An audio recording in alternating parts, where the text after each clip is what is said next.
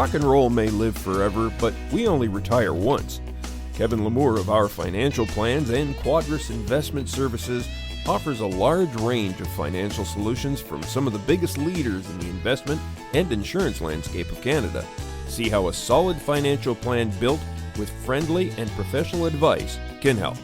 Find out more at ourfinancialplans.ca or give them a call at 705-949-1316. Hey folks, and welcome to the Lonesome Cowboy Podcast. My name's Brian Tremblay. I'm your host and producer for today. And today I have a wonderful guest that's come recommended to me by a previous guest. And he goes by the name of Graven when you see his music, but it is Matt McKechnie. Say hi to everybody, Matt. How you doing? Hey, doing all right, Brian. Thanks so much for having me, man. This is great.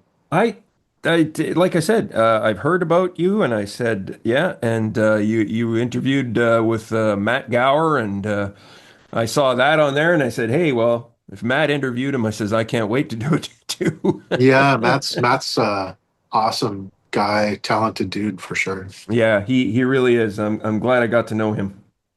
So is this a full-time gig for you, Matt? Yeah, the music thing really is my main thing. I have a few little side quests that I can do to make some cash once in a while, but music really is my life, and like putting out, releasing my own original music, performing it, traveling around and doing that. That's my main thing. Cool. Excellent. How do you maintain such a very positive attitude in a business that is designed to piss you off? Wow, that's a great question, man. It's Thank true. you, because I'm struggling with it myself. That's why. Oh, for sure. I've been thinking about that a lot lately, and especially as I see all of these artists who are friends of mine, a lot of them, posting now that they've been nominated for the Junos. And I couldn't be more happy for all of them. I think it's great. It's such an honor.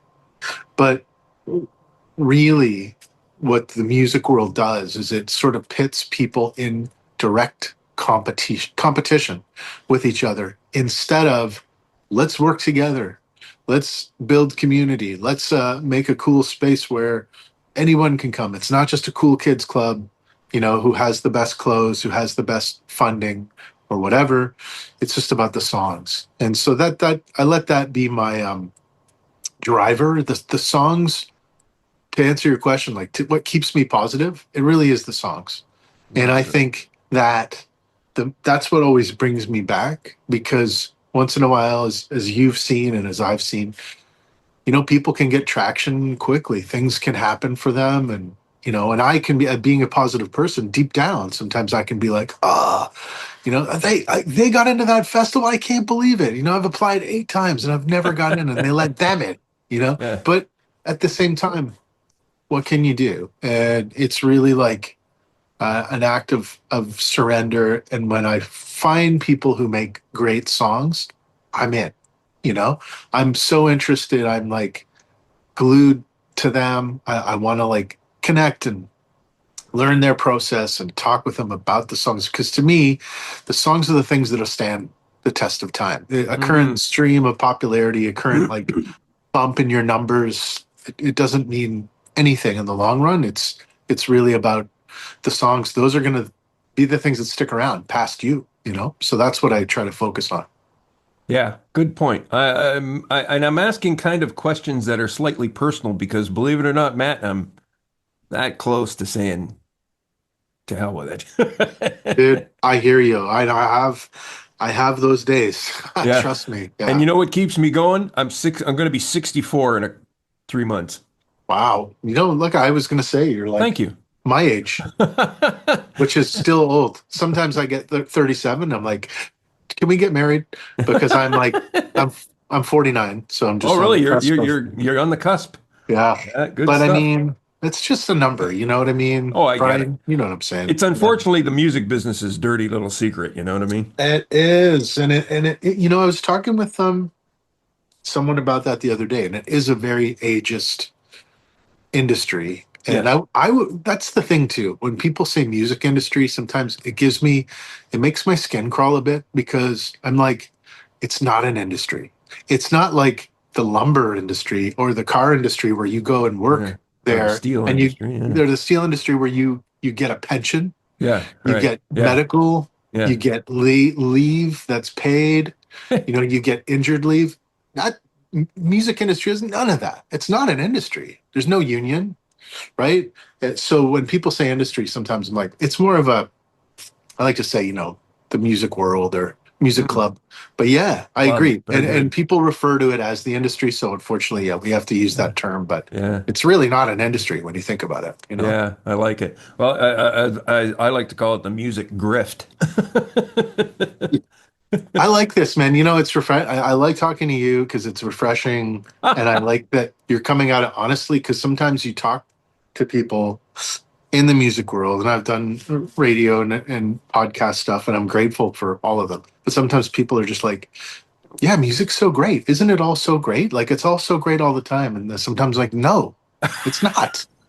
And I'm like, Thank when I you. see friends who are like 60 and beyond who are so talented, who have incredible songs, Yeah. and even friends who are like 18 or whatever that are incredible and so skilled, but they don't look a certain way, right? Or they don't fit a certain mold. Hmm. They can't be like marketed right the right Yep. way. That stuff drives me crazy because I'm like, well, they belong at the table like everyone else because they have great songs. Yeah. So if your whole thing is music, when did it get away from being about the music? Now I'm just rambling, but I think you get it. You know what I'm saying? No, absolutely.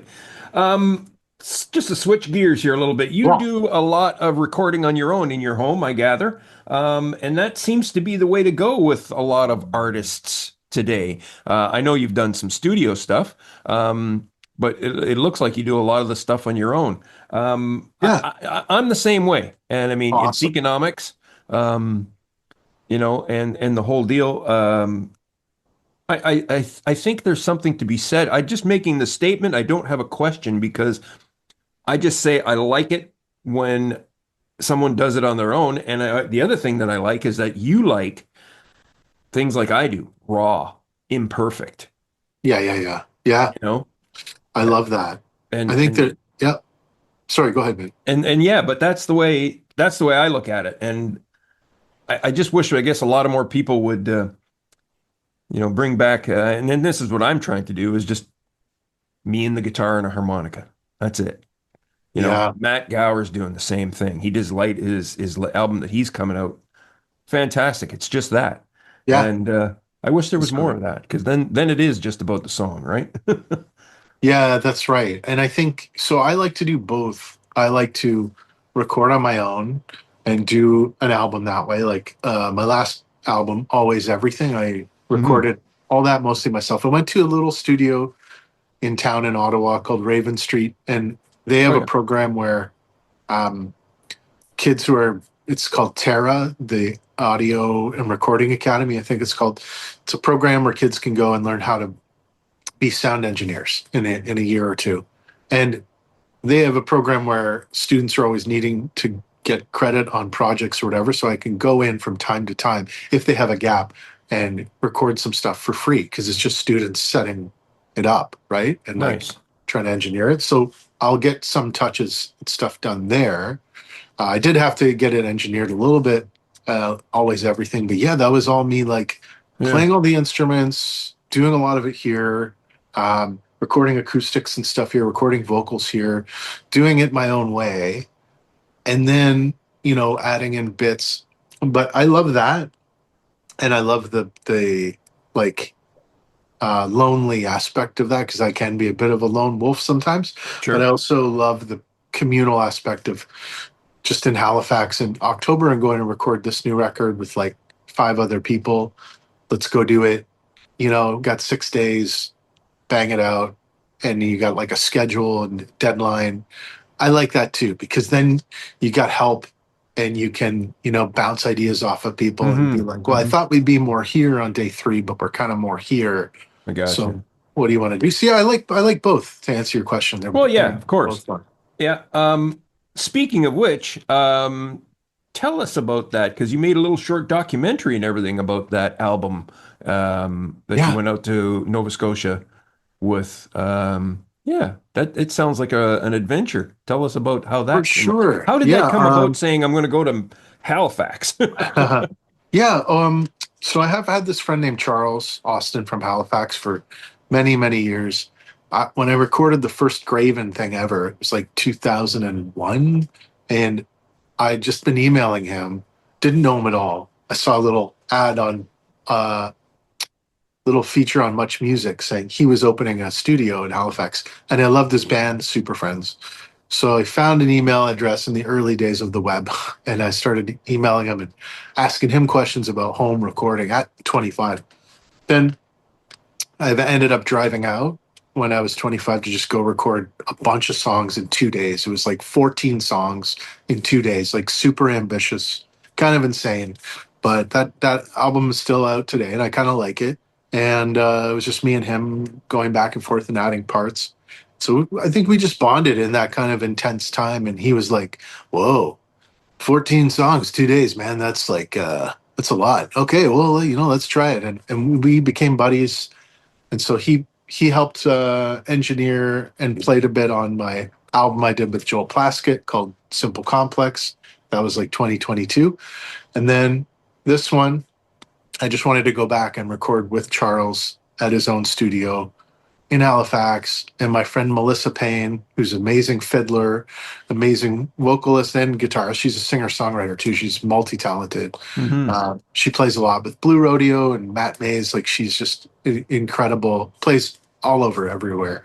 And she had a couple days, and I was like, "Do you want to come and do some fiddle on this? I've never had fiddle, and you could add some vocals. I've never had any other vocals on any Graven recordings. It's always been me. Might be fun to try it." She was like, "Let's do it." And she was game. So that was the kind of the story of the sound. And then the songs, really, Geographics is really just like, there is kind of a travel vibe to the songs. You're following characters, sometimes going to different places. It's a little bit descriptive in the lyrics. And then there's other songs that are kind of like geographically, I guess, like a map of my mind, like Mm. some of my memories, some things that I struggle with my neuroses and stuff.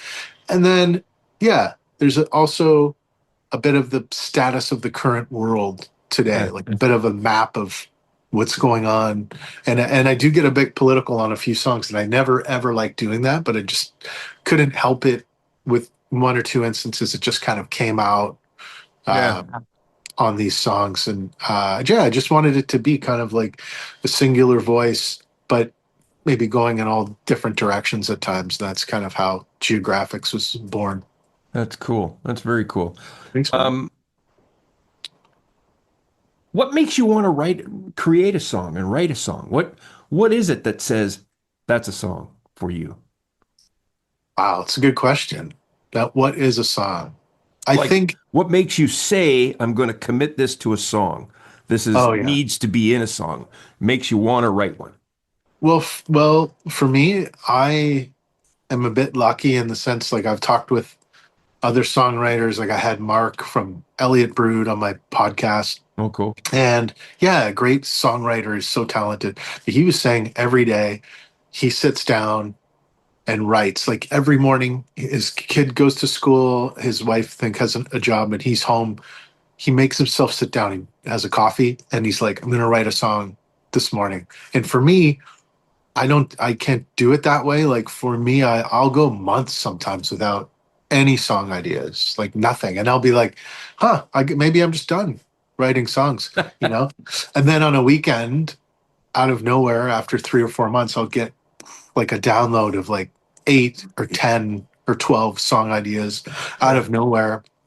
And then I'm kind of keeping up, and, I won't record or do them all, but I Yeah. think the essence of a song, Brian, that's a good question. I think it's like, comes down to a feel. Hmm. You're sort of like, this song, I think, is taking me somewhere. And I like also ones that surprise you. Like, you start writing and you're like, I really want to write about the world today and get political. So you start writing words that way.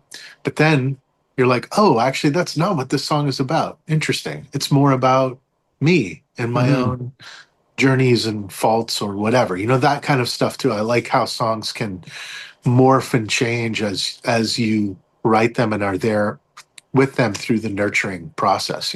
Yeah, that's awesome. Very good. Um, I flipped through my little book here. Yeah. Um, I was curious. I was looking through your Bandcamp, and I liked these three albums that you have. I called them the triplets, the Golden Garage albums, one, two, Oh and yeah. three. Oh yeah. They have songs from. They appear to be like a collection. Each Yeah. album, and there's some that have songs on it from 30 years ago, and some from 2 or 3 years ago. So Yeah. what's the story behind those? So yeah, the Golden Garage thing was I seen a few other musicians doing this too, but basically I came up with it as a way like every maybe 3 times a year, like I'll just kind of go through like I always have songs that are sitting around recorded and then older versions of stuff, when I was in different bands or maybe oh yeah, I forgot I recorded this acoustic version of that song in 2008 or whatever. And really what it was like just a way to make a little compilation, but also a way to offset the money that we don't get from streaming. So it's literally just like a digital album. It's all on Bandcamp. There's no merch with it. There's no vinyl, no CD, nothing. It's just digital. People can go there, and if they want to, buy it, they can. And it's just a way of saying, hey, this is stuff that I've worked on, produced, cultivated, compiled it, curated it for you, and if you want to support it, you can. If you don't, no worries. That's the whole Golden Garage idea. I love it. That's awesome. You have Right. tapped some pretty crazy talent in your time. Joel Plaskett, as you mentioned, Jim Bryson, to name a few. Yeah. How do you go about getting these names? You just like call them up and say, "Hey, hi."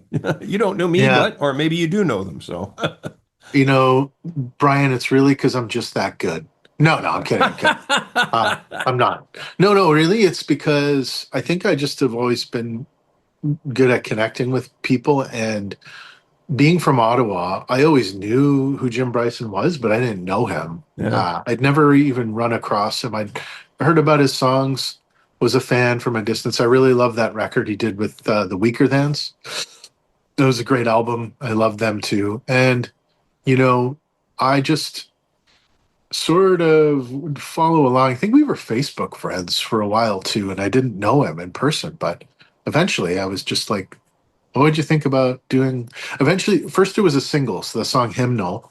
I went out in one day and was just like, do you want to do one song together?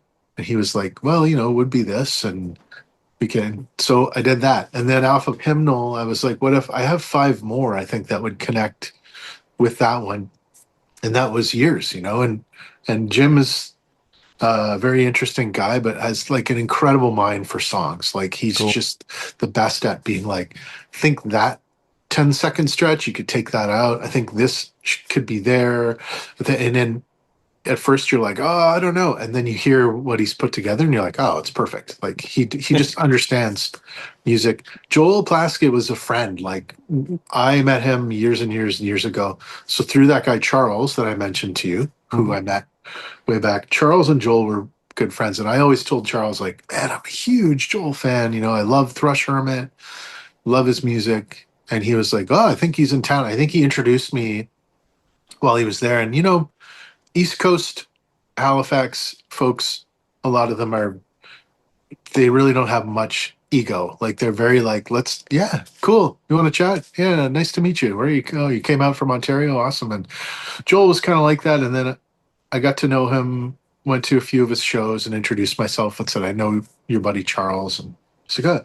Then I recorded some videos for him on a tour after like pitching that idea to him Hmm. and just live videos. And he was like, cool. So I knew him. And then eventually the time and the window came where COVID was just starting, things were starting to reopen. Oh yeah. And I was like, yeah, I'd love to come out and do like 8 songs out there. And do you want to mix them? And he it worked with his time frame, and yeah, just I think that's it. It's a lot of like those people are busy and they have a lot going on, but if you stick at it and you just ask, it can't hurt to ask. So that's the way I look at life, is like I'll ask, and sometimes people say no, and it's okay, but you never know if you don't. You don't try, That's right? that's right. That stupid Gretzky expression, but it's true. It's like you miss 100% of the shots you don't take. Yeah, yeah, Yeah. exactly. You have gone through a wide variety of genres in music. You've played all kinds of stuff, from metal and punk and all the way on up. When you do a show, I'm just kind of sitting here wondering, going, how does he decide which songs are gonna be in? I mean, that covers a lot of ground. Do you like to mix up your sets, or do you keep them Uh, thematically? I don't know. Well, maybe there's other bands called Graven who have done metal stuff in the past, and there's other like Graven stuff online that's very, very heavy. All my music is just on the Bandcamp. So if you're talking about that, yeah, Ah, there's some songs on there that are heavier for sure, and then there's some songs that are more like folky and dialed down. So I do like these days, Brian. I do a lot of solo shows, so I play a lot more like acoustic and voice. Maybe some effects here and there, but I just kind of, if there's a song that's more punky on a recording, I'll strip it down and do it that way. But then if there's a chance for the band to play, like I have a 5-piece band that I love playing with, and they're all great guys, um, and there's a good budget for it, yeah, then we'll go like full blown rock and roll, a little bit of like alternative country. We got cool. a pedal steel player named Tom, and yeah, it's great. Like I love all the different ways to to shake the change out of the couch. It's just how you do it, and I love like trying different things. So I won't ever be like, oh, this song is too heavy on the recording, because then I can just change it and give a different vibe. Maybe do it live with just my acoustic and my voice, and that can be fun too. Yeah, that's awesome. Yeah. You have checked all the boxes, at least all the ones they've told me that I should check. Like you've done, you've built a community, you put out music consistently all the time, you're out playing, all the kind, you started a podcast. Yeah. I know how I work. I don't know how you work. Was that all part of a plan when you said to do that, or is that something that just comes by serendipitously? No, it's funny you say that, because I think about, I sort of backed into doing music full time. Like it was like, you know, driving down a road thinking my life was kind of going this way, and then sort of like doing an 18-point turn to to get to where I am, because Right on. I was working a bunch of different jobs, and I had a young kid, and then um COVID and the lockdowns and all that came, and I was doing about 3 jobs at the time. I was like a booker for a nightclub, a venue called Bar Robo in Ottawa. Worked for an egg delivery company, and also just did some odd jobs for my dad and stuff, and worked for a Christmas tree farm also. And but then when the lockdowns came, when COVID came, everything ended, and the one Christmas tree farm thing that stuck, but that's very seasonal. It Of happens really course. one time a year. Yeah. But yeah, I just said, you know what? I don't know if you can you swear on this podcast, or Yeah, I don't care. no, I won't do it. I just said, you know what? Forget it. I'm just going to go into music full time, and everything kind of had been taken off my plate. And I just, relationship with my daughter's mom and I had just ended, and I was back to being like kind of on my own, but also a single dad. And I was like, if I'm going to take a chance and gamble on myself, this is about 6 years ago.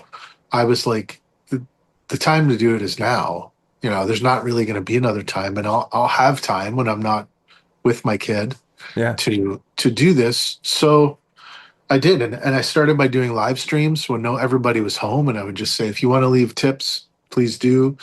and that went well for a while. Sometimes there were like 100 people watching on Instagram, and I don't really know how a lot of that happened. Like Strombo was nice to me at points. He would pump my live stream, and that only happened a couple times. A lot of times it'd be like 20 or 30 people, and but I think you just I just kind of went down a road, and I think I'd always thought about it, so I'd probably had ideas that I was like, oh, I'd try that. The podcast thing is just really for fun, and it's just a therapeutic way for me to talk.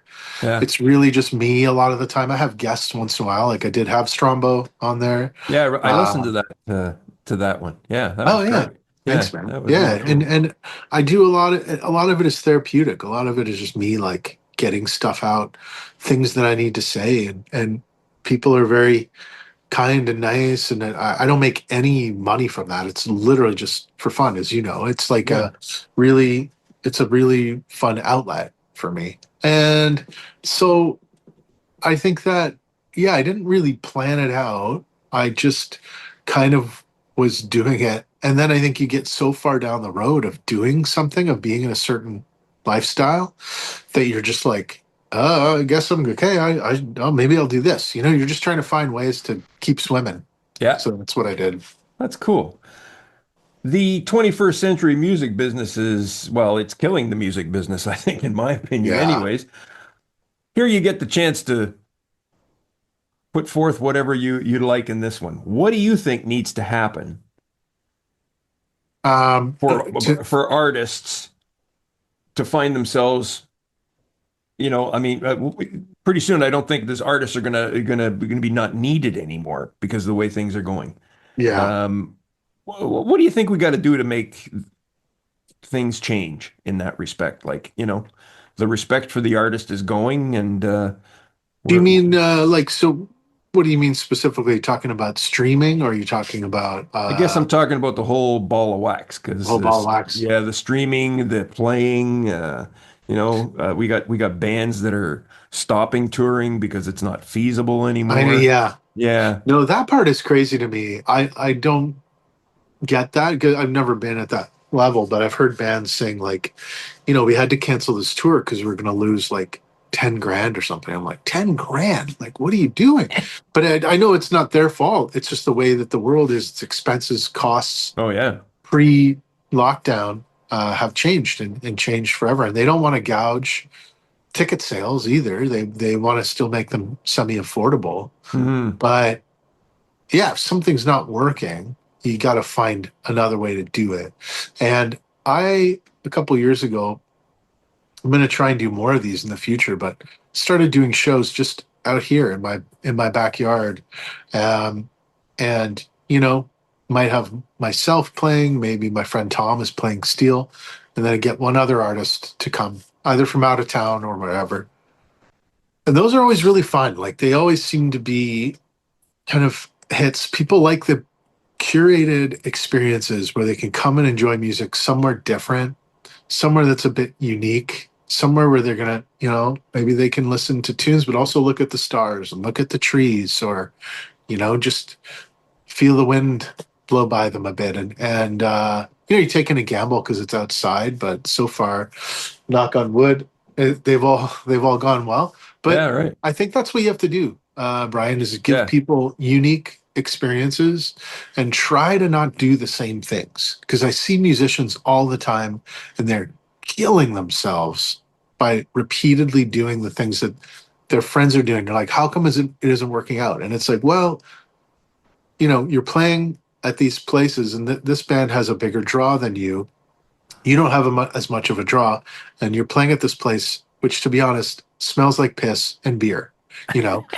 And we all know those spots, and they can be great and very charming and unique and awesome too, and they can have great sound. But as people get older, Yeah. I'm approaching 50, they don't always want to go to those places. They True. they want to have like a unique experience. So it's just thinking outside the box a little bit, being like, there's this really, I've even thought about like just under bridges in towns, like being like, I'm gonna go and do a whole tour in different cities where I play under different bridges, I'm thinking about And doing a Legion tour. Matter of fact, I'm trying to do a couple of them up north. That is so smart. I was talking with my friend Dan, who plays bass with me sometimes, and he's a great musician. We were talking about that and Yeah. how legions are these old, awesome, unused buildings. Yeah. And you can usually rent them for not too much money. And that includes a staff member who does bar for you. They, take all that stuff is taken care of. You don't have to provide any. If you get a sound system and you're good with setting that up, yeah, do more shows in legions. I Yeah. totally agree. That's a smart call. And like old churches, Yeah. different spaces, just being open to play wherever, My yeah, it's I've even done it to the point where I've decided here's how I get my music into the room. I do a 2 hour set. The first hour is a tribute show to either Hank Williams Sr., Stompin' Tom Connors, That's awesome. George Jones and Tammy Wynette. I love it. My wife sings with me. That's And so cool. I play at the senior center downtown here, and I do 2 concerts a year.